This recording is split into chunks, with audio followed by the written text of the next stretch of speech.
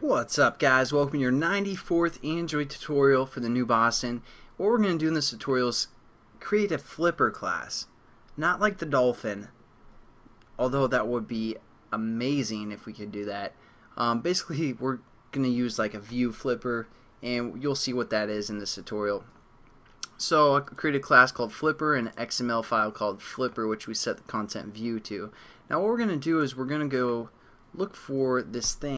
So what we're going to do is we're going to go down to this Transitions tab, and we're going to call this, or drag in this ViewFlipper thing here. So we're going to drag that in. Then we're going to go over to the XML, just kind of format it, and then we're just going to throw in some random crap. So be prepared for that, like a button, text view. Actually, let's just throw in a text view. So we're going to delete our button. Actually, no, we won't. We'll leave it. I'm sorry. Undecisive. So we're going to say Flipper 2 here for a text view, and we're going to say Control Copy and paste another text view. We're going to call this Flipper 3 and Flipper 4. So all we have to do now, since we have our flipper set up, what we want to do is we just want to put this ending statement outside of whatever we want our flipper views to do. So we can also set up linear layouts and then set up buttons within a linear layout to make the view look a little bit better.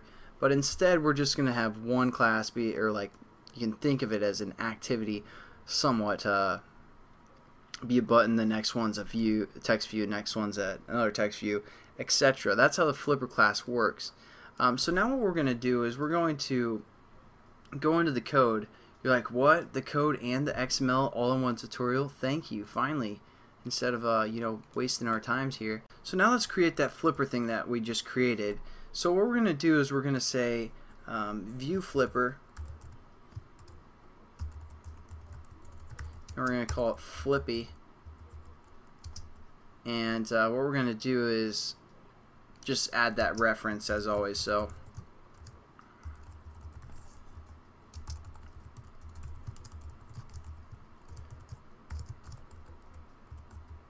and what do we give the ID for Flipper?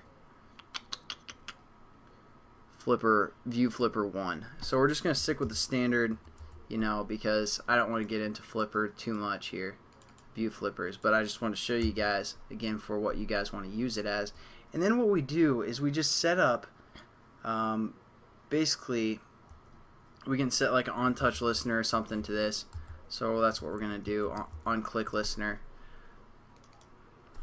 Type this. So anytime we touch one of the views, or it's going to, trigger the on-click. So nothing new there. And basically when we hit this click, we can do some methods, and this is what I want to get into. So we have this flippy thing, and we're going to use the method on it, and again we have to define our variable above our onCreate method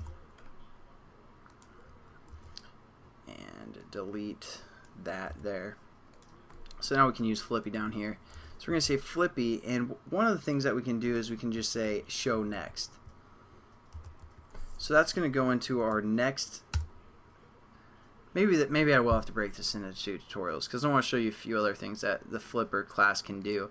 But let's just run it as now and make sure it works. But yeah, that's all this tutorial is. Basically, the XML file, when you set up this ViewFlipper, then you set up things within here, it's going to classify each one of those as a different kind of view, and it's just going to flip through them anytime we click on it. So here's our first view. Click on our ViewFlipper, which is up here, and so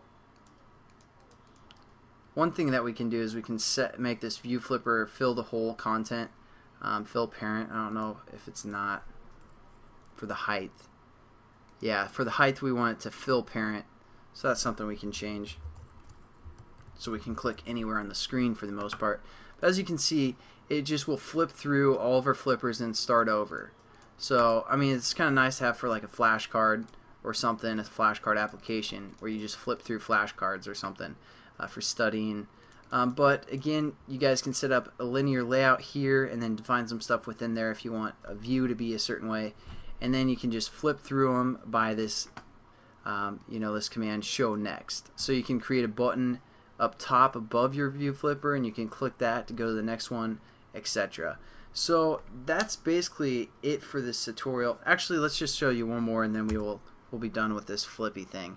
I know it's kind of a waste just to have one tutorial where we set up both a class and an XML file just for this. But another thing that we can do, let's say we want like a gallery that we have different pictures in each view, and what we can do is we can say, instead of saying the on-click listener to flip, well, we can do that anyways, but we can also set up a variable, a time variable. So we can say flippy.set flip interval, and it takes milliseconds. So let's just get crazy and say half of a second. So every half of a second it's going to flip to the next one, or that's the interval.